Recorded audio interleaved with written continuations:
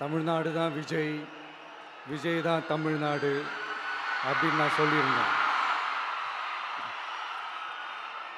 அது ஏன் அப்படி சொன்னேன் அப்படின்னா, தமிழ்நாட்டு மக்களுடைய ஒரே பிரதிநிதியாக, உண்மையான ஒரு பிரதிநிதியாக நாம் மட்டும்தான் இருக்கிறோம்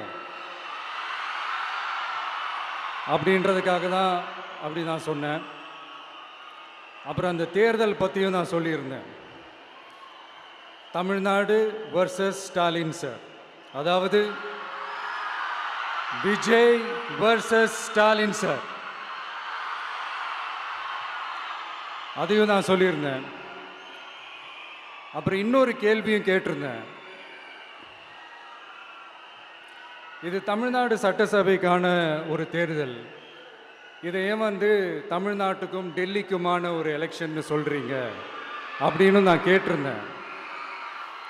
உடனே விஜய் பாஜகவுக்காக பேசுகிறாரு அப்படின்லாம் திருச்சி பேச ஆரம்பிச்சிட்டாங்க.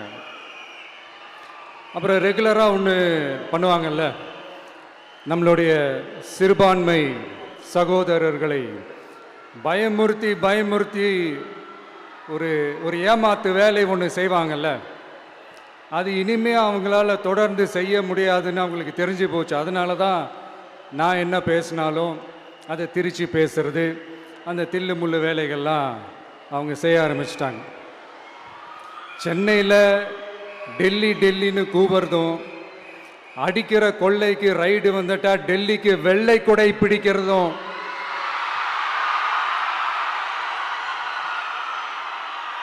இதெல்லாம் யாருன்னு உங்களுக்கே நல்லா தெரியும்.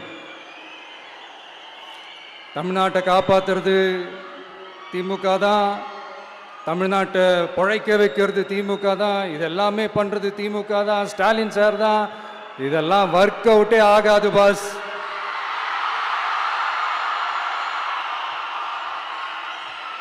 சின்ன பசங்களாம் சொல்ல ஆரம்பிச்சிட்டாங்க, ஓம் சக்தி பராசக்தி, திமுக ஒரு தீய சக்தி.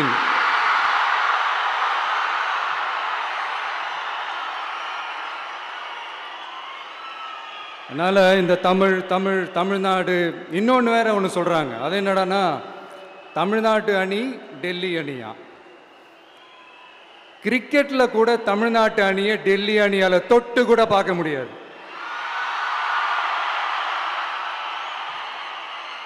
அப்படி இருக்கும்போது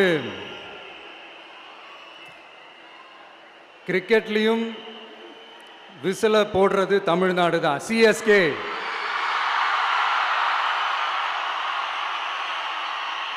வரப்போற எலெக்ஷன்லையும் விசில போட போறது நம்ம டிவிக்கே தான். தமிழ்நாடு தான் டிவிக்கே, டிவிக்கே தான் தமிழ்நாடு. இந்த அணி அந்த அணி டெல்லி அணி இதெல்லாம் அனைத்தும் உடைஞ்சி நொறுங்கும், டிவிக்கே அடிச்சு நொறுக்கும்.